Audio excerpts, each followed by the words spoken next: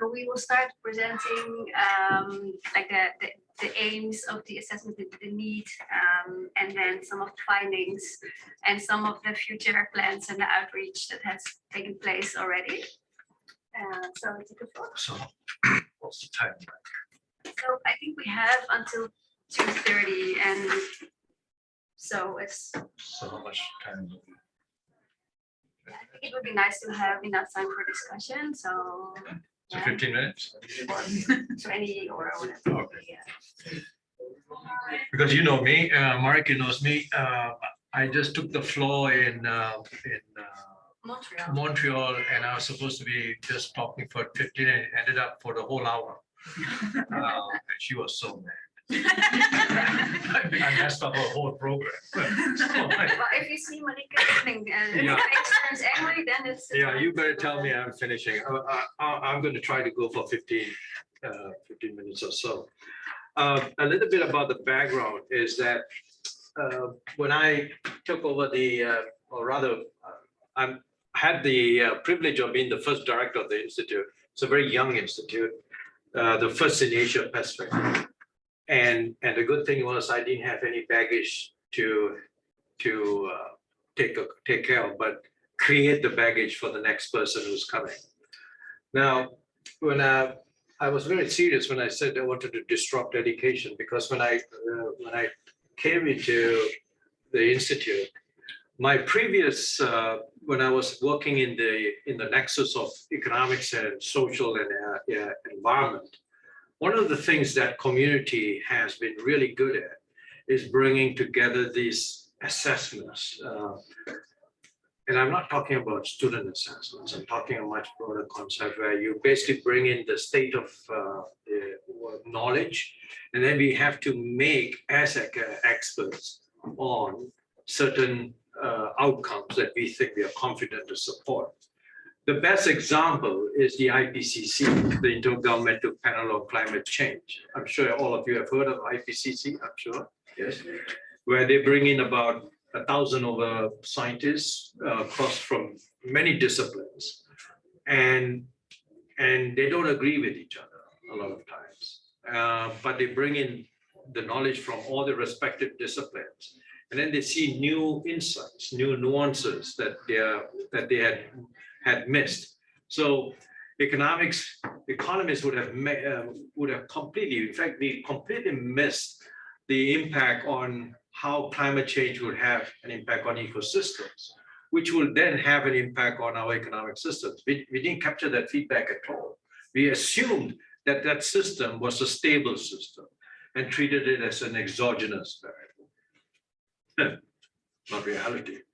So when the economy, so you get some new nuances. That's a simple one. In education, it's a lot more complex. When I've been now criticized by some colleagues in mainstream education as a neuro groupie. I was fascinated with some of the stuff that was coming from the neurosciences. And I was like, well, why isn't this coming into education policy? At UNESCO, nothing. Wasn't getting into any of the policies in UNESCO and stuff.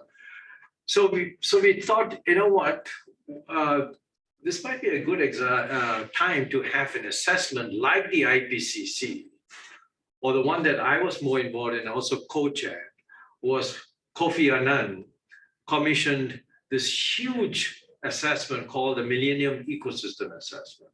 5 years, $25 million US, over 3,000 scientists from all over the parts of the stuff. It actually changed policy, environmental policy in most countries, including this and the US. Imagine changing policy in the US. It had a huge effect. We went from natural resources to ecosystem services. Huge shift. So, but the best thing about that assessment over 5 years is we had a lot of fun parties and good food all across the world and stuff. So that was my primary driver to have this assessment, not really about education. That was second. But we started this initiative before 2019. Then we wrote a concept note, and we got a taker from the chief scientist of the Quebec government, from Canada and stuff. The Quebec government believes it's another country by itself within Canada. So it was good because the Canadians at the national level were very, very reluctant to do something like that. He picked it up very quickly because he was part of the scientific community. He was part of the IPCC, he was part of the Millennium Assessment and stuff. So he said, we will host you, come to Montreal. And so in 2019, we gathered about 25 experts from all the different disciplines, making sure that many of them have not talked to these people before. There's no point bringing the tribe, because then you'll just get the same thinking. So we brought people from comparative education, we brought people from the neurosciences, psychologists, cognitive scientists, historians, philosophers, and so forth. We spent about 3 days, very, very interesting 3 days. I think the lab, there wasn't any profanity in that meeting. People were a bit civil. But we did have things like, why are the neurosciences here? Why do we have to worry about the brain? This is education. Why I don't want my brain to be changed. Crazy things like this. But these were some of the top educators from across the world. Many of them had very, very strong influences at UNESCO and stuff. But after 3 days, we agreed, maybe with an exception of about maybe 10%, but 90%, 80%, 90% agreed that we should take this initiative on, take this challenge. And so we started off in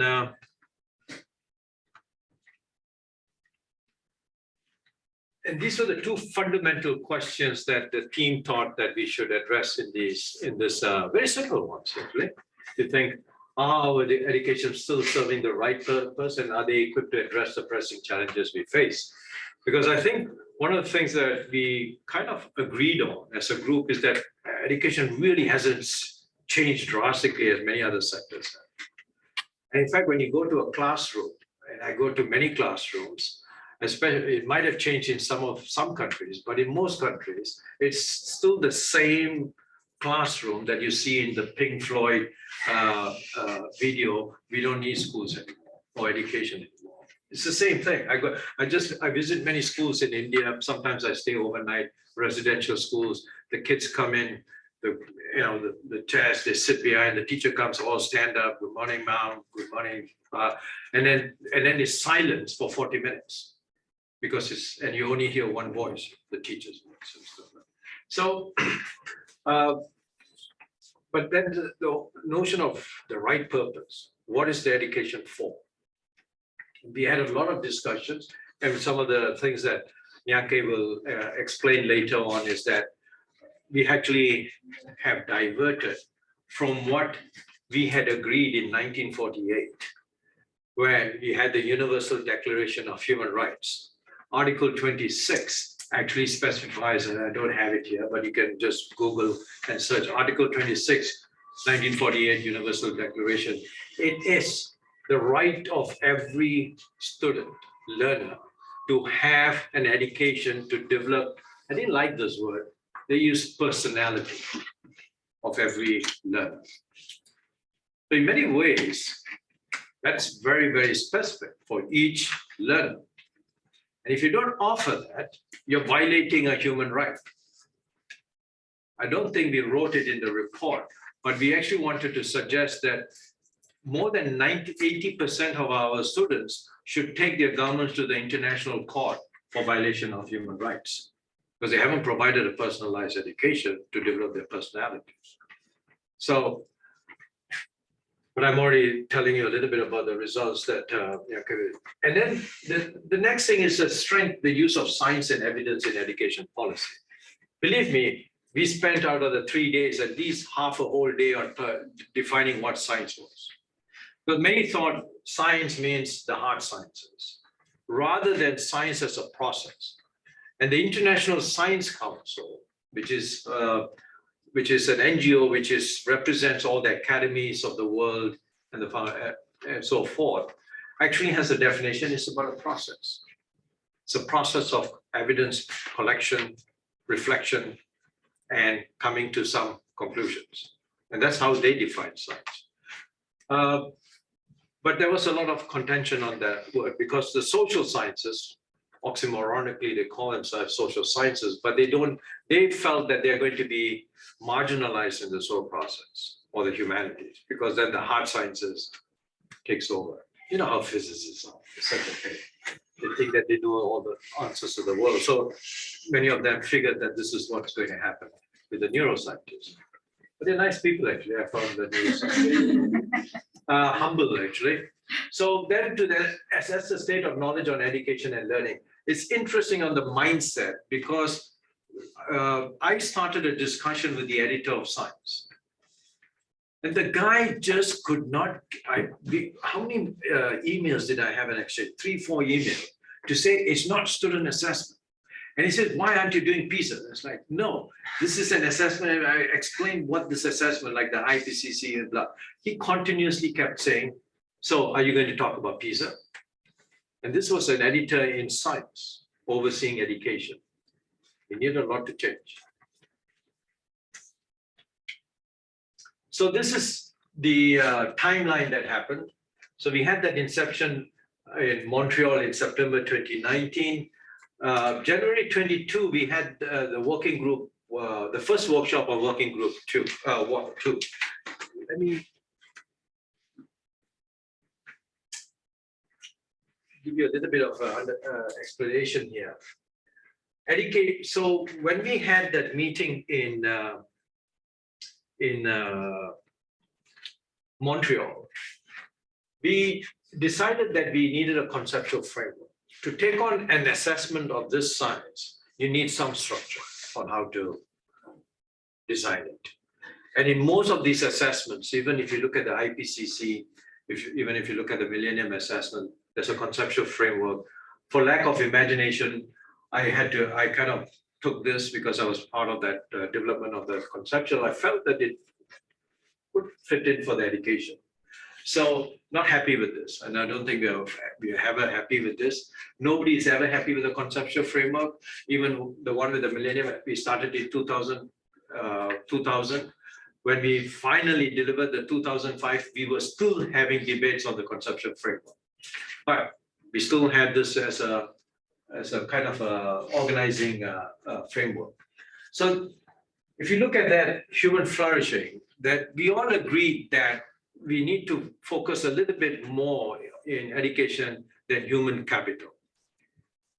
And Nienke will, when we talk about the results, we'll say how the focus is big. We felt that education should be towards something called human flourishing, where because we had philosophers in this group who talked about some of the Aristotle work on eudaimonia and so forth and so on. It's the notion of flourishing rather than just human capital as the way that has been defined. And then we talked about some of the constituents and determinants of flourishing. And if you can look at some of the constitutive value of knowledge, social justice and equity, you can put that into education, security and peace, the whole thing on global citizenship, SDG 4.7. How many of you know about the SDGs? Oh, that's not bad. Usually nobody puts up their hands. And SDG 4.7. Yeah. So 4.7 is like what I would say the residual, because they didn't know what to do with this and they all dumped it in one. But I call it the mother of all SDGs. We get that one right, everything else falls into place. It's talk about global citizenship, it talks about values and stuff like that. Then we sort of said, so what are the mediating factors that will have an impact on this, as well as on education specific policies? And so this is where the so-called context comes into play. The social, political, cultures and values have an impact on how education evolves, and most of you know how politics basically influences a lot of the ways curriculum is developed and so forth.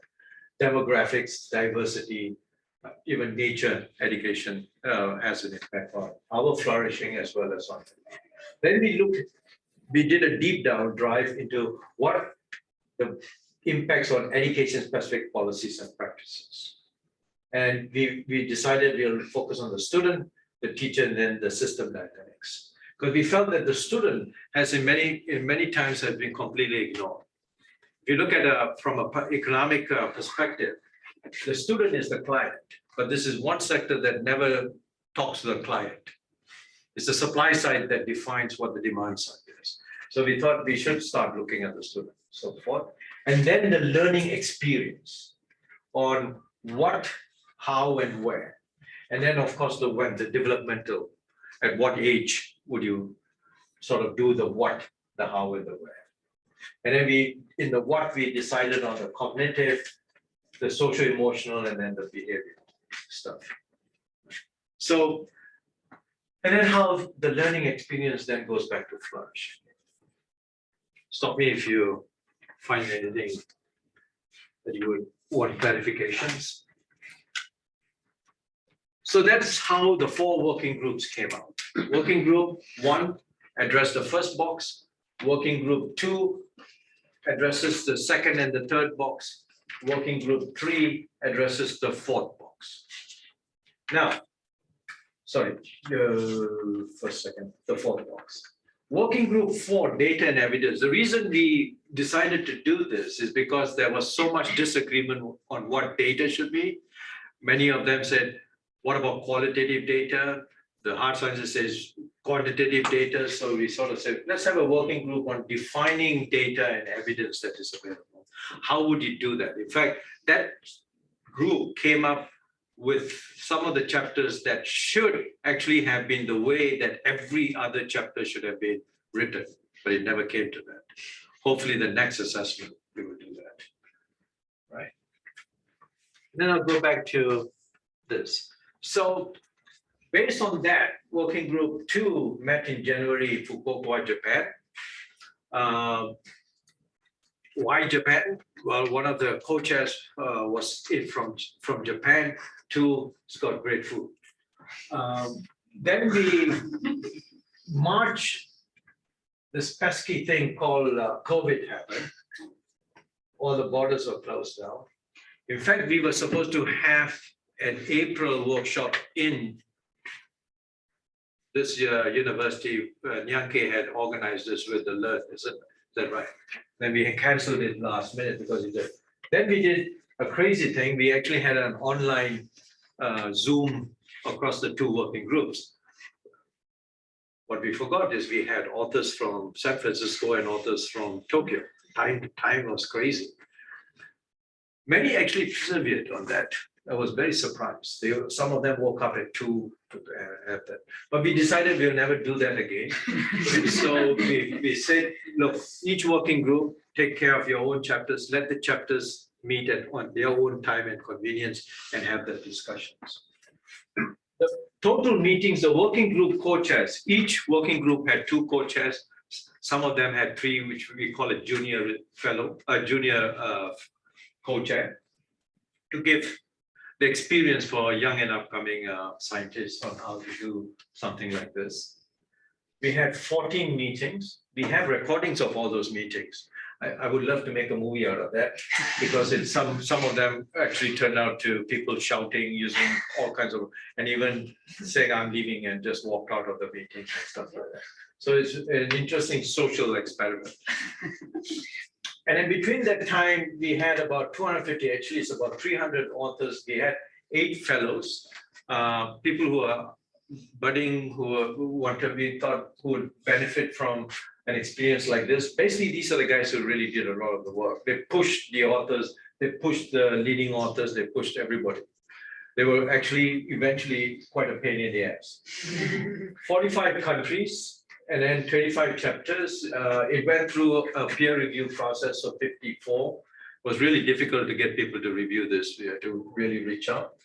And the database was about 2,500 over studies for this. That's the database.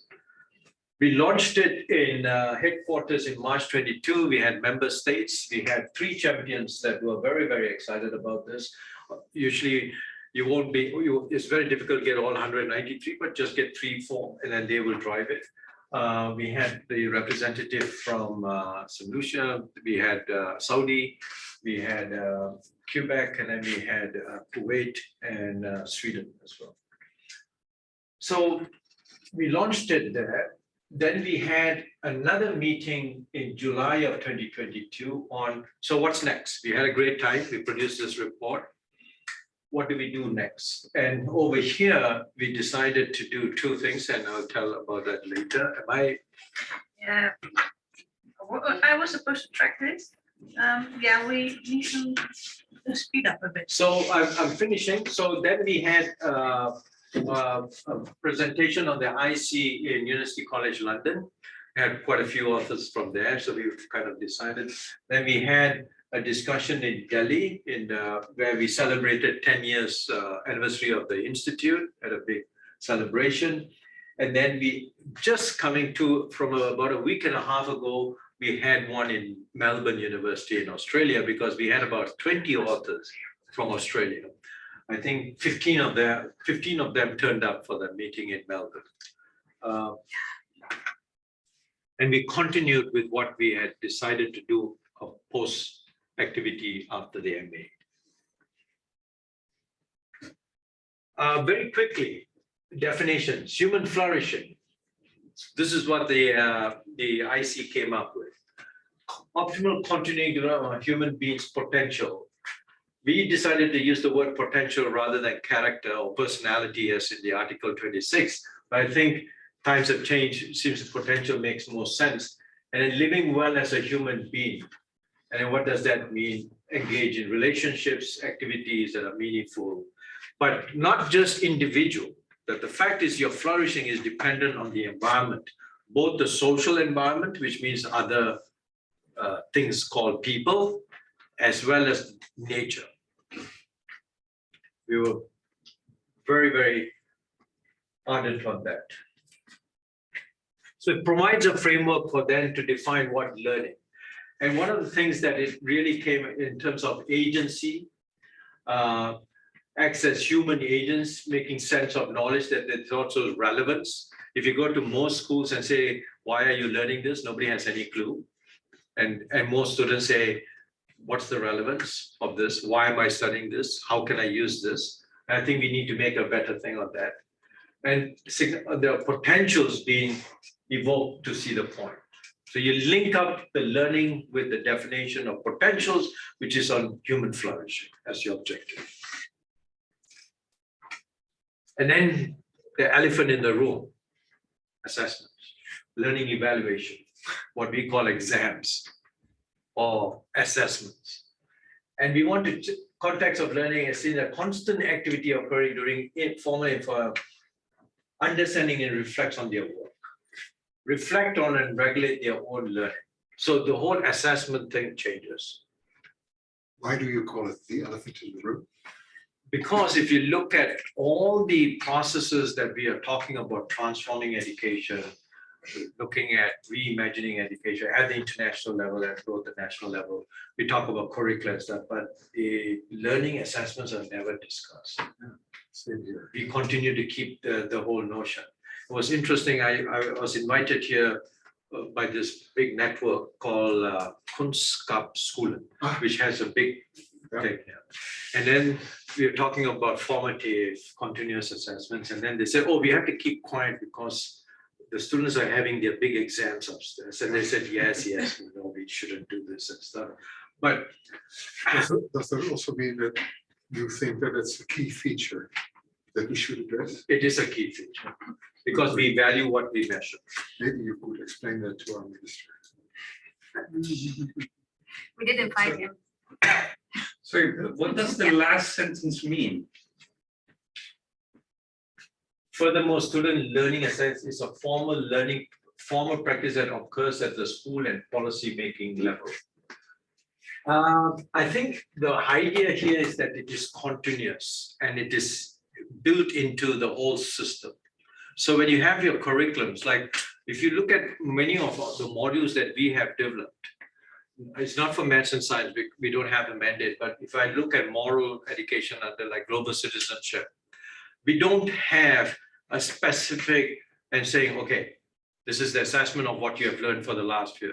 It is built into the system and the system then evaluates as you're going through that process. So I think that's what they were, as a form of practice that occurs at the school and policy making level. What I think the authors were suggesting is that when we talk about policy making level, we also talk about student learning evaluation as part of that process. As you're saying, in the elephant in the room, they don't. The whole transformative education exercise at the UN level, which then trickles down, believe it or not, to the national decision making. Nobody's talking about this. We're talking about curriculum reform. We're talking about teacher training. But then this guy doesn't get into the assessment. So it has to be an integral part of that process. And then the whole concept of education is about a relational process between the teacher and the student, between the teacher and the educator. It's a relational process. It's not a very mechanistic one, but it's more of a relation. So it's building relations. And I think even the fact that a child with let's say with a tablet with AI will be a relational activity, a relational relationship. So that's how we concept of education has been constructed by this particular working group. Grounded in human relations with themselves, with fellow humans, non-humans, and their environment. Anantha, we need to speed up a bit now. That's it.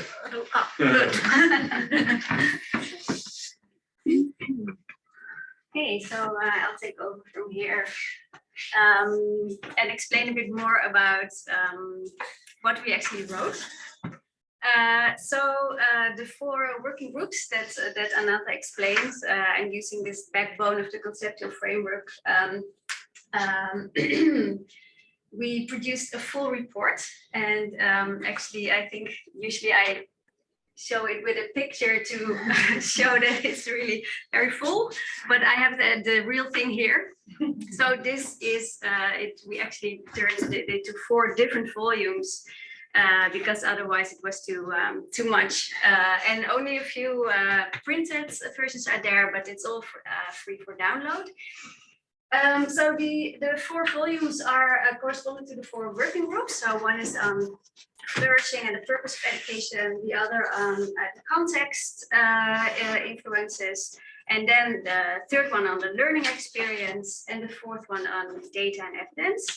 And because it's quite a lot to read, and we don't really expect many people to read everything, although I'm really happy that some people do.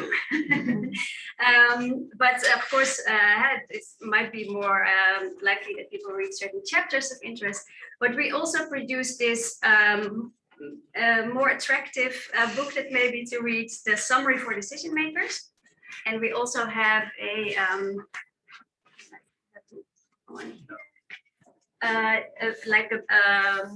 an even shorter one with only the key messages and the recommendations. But this summary for decision makers it's not really only like a summary, but it's meant to be really a synthesis of everything that we found. Necessarily selective, but what we did was we answered key questions by going through all the different chapters to answer them. And that produced the key findings that we explained in the summary, and also provided key messages and policy relevant recommendations. And this is the link to download everything. So as I mentioned, we based this summary for decision makers on key questions. And these were the 5 key questions that we selected.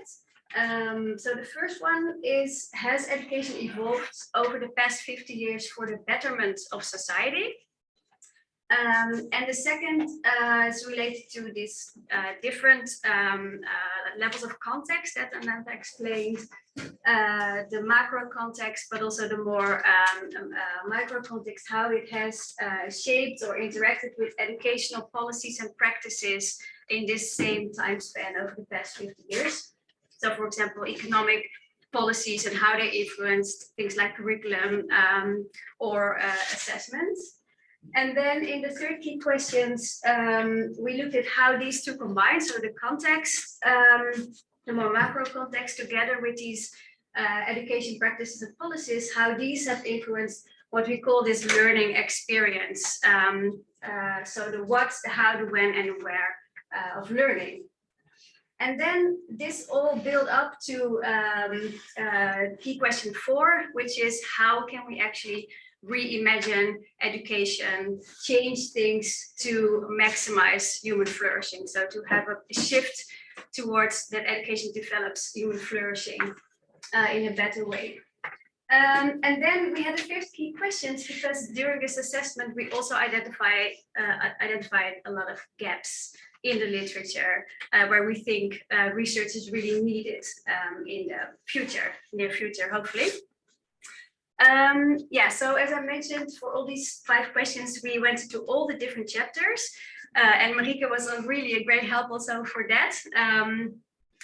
So that we really synthesized across all these different volumes to answering these questions. So that's how we brought it together. And there are, of course, many key findings. I'll present a couple of them, just a selection, so it's only a glimpse of what is in this summary for decision makers. But I think it will show the direction of our findings quite well. So the first finding I wanted to highlight is that although, so this one is related to the first key questions of whether education has evolved for the betterment of society. So what we found is that although of course there have been very important advancements due to education, like in literacy, numeracy levels, enrollment rates, more students getting diplomas, technological advancements, there have also been declines. And these are more related to the social and relational aspects of education. And then the analysis in the assessment report shows that this is seems to be due to policies emphasizing economic growth, right? The human capital that Anantha mentioned, pushing aside the more social and relational aspects of education.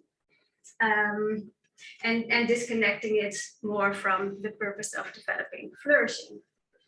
And there's this quote that I like from the SDM that summarizes it a bit, I think. So while many have better living conditions because of education, doesn't necessarily mean that we live better lives. A second key finding, which comes from answering the second key question of the interplay between policies, context, and education practices, is related to this SDG 4.7 that Anantha mentioned, which is that education should build more peaceful and sustainable societies. And we see that seems to still remain at the periphery, even though it is a very important sustainable development goal. And in the report we show it's related to the fact that there is by far most emphasis on the cognitive dimensions of learning across different school stages, as you can see here. While at the same time, the more social and emotional and behavioral aspects are actually very important in building these attitudes that we need to reach this SDG 4.7. And then a key finding that comes more from the learning experience evidence that we assessed.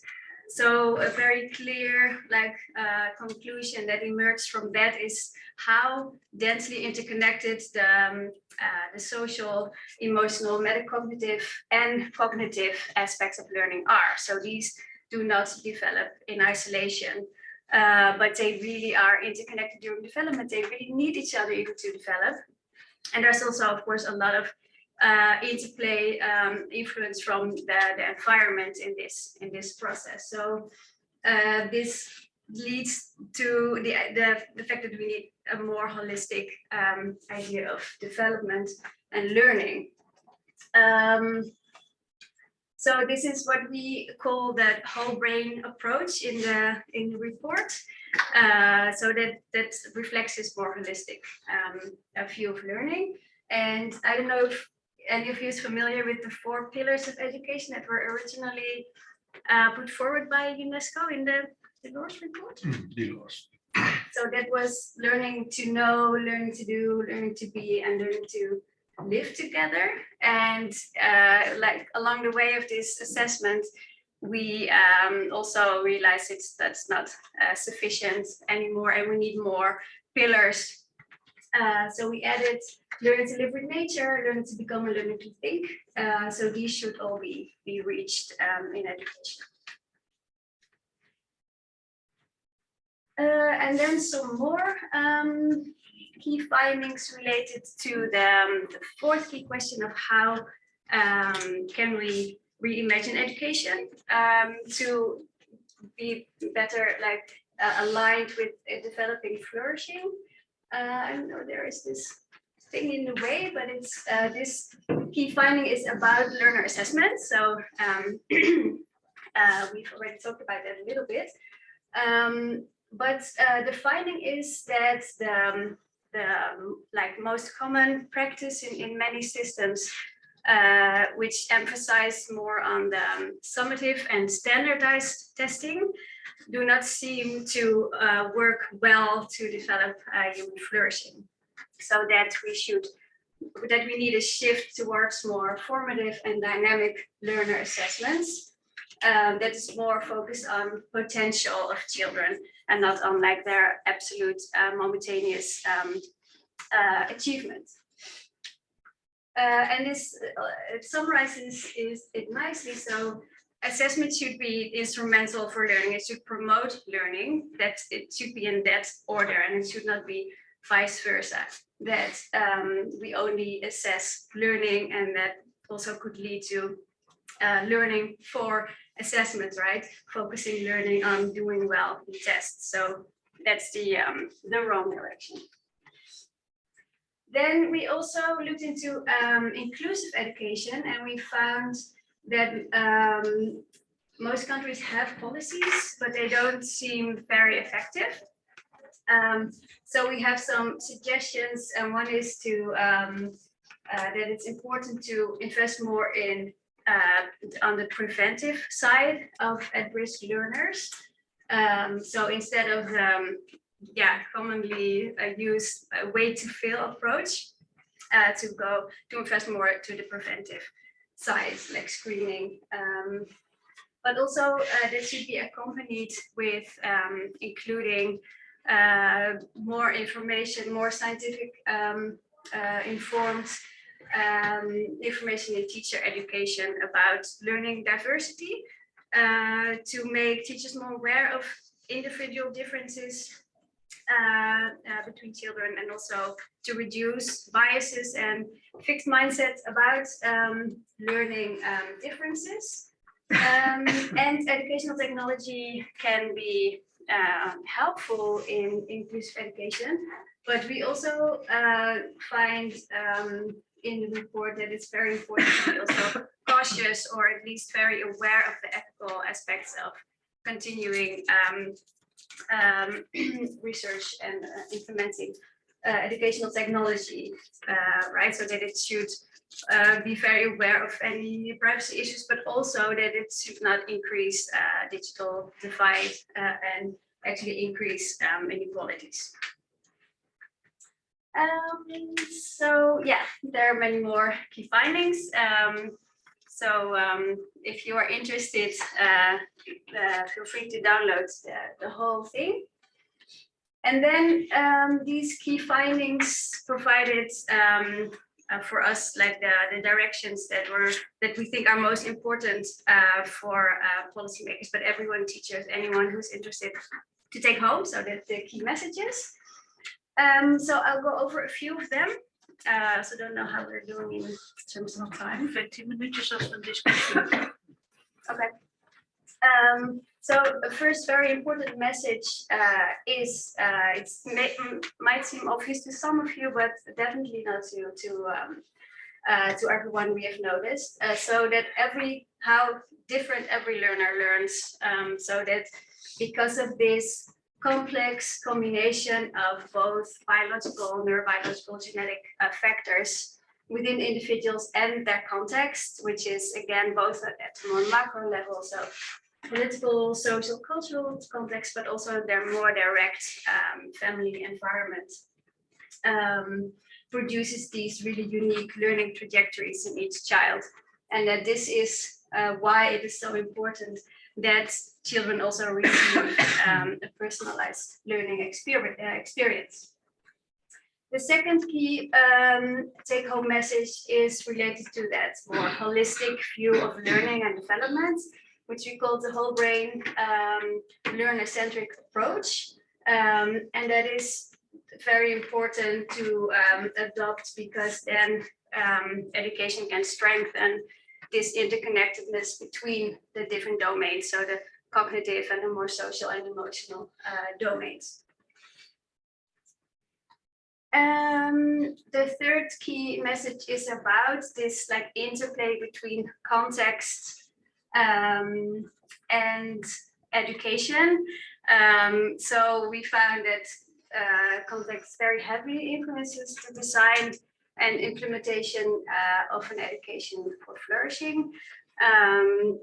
But that's hopefully over time, if education could be more like focused towards developing flourishing, it could also influence the context, right? Like societal values and things like that. And then it could hopefully lead to an upwards spiral in the direction that we need for the world. And then the fourth take-home message is about learner agency.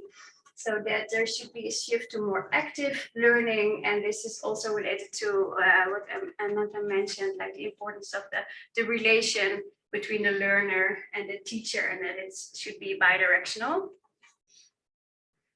The fourth take-home message is related to assessment and shifting assessment more towards formative and dynamic assessment focused on children's potential and their own rate of learning. So not only competing and comparing children, but looking at their personal growth, personal learning trajectories, which can be reached by focusing more on more dynamic and formative forms of assessment.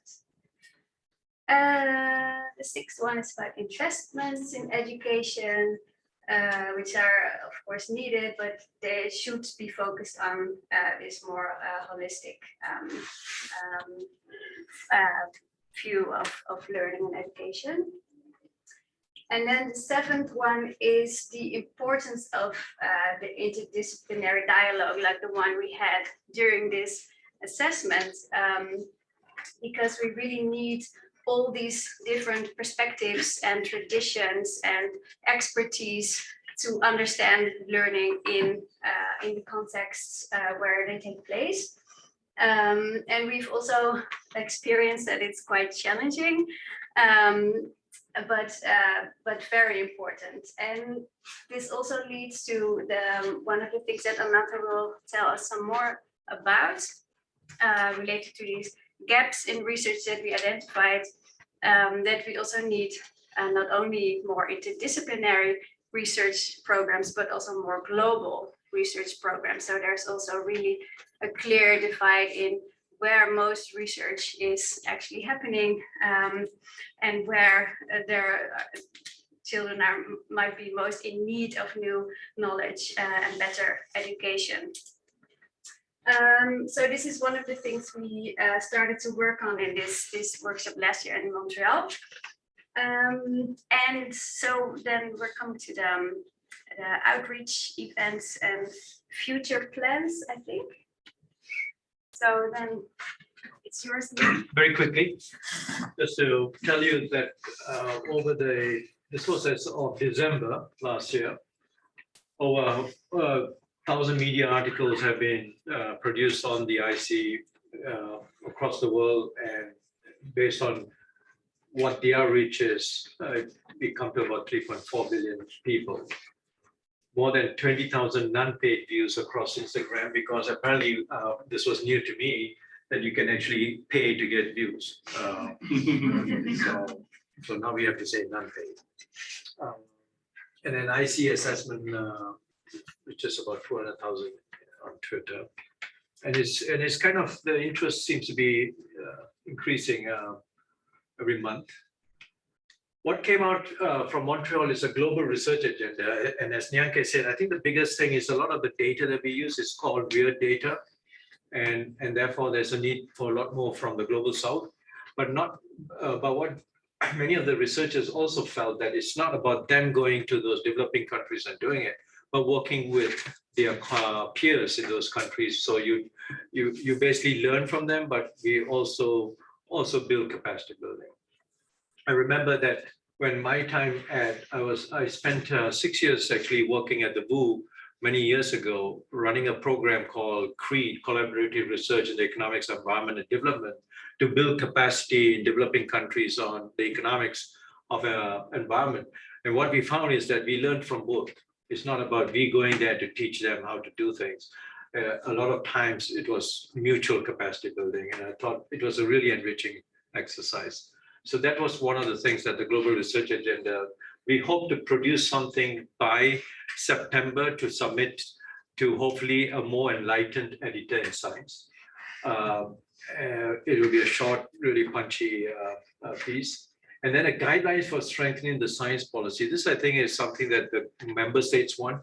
What is the criteria? So in terms of the science that comes to us to make decisions, things like transdisciplinary, things like whether it's got the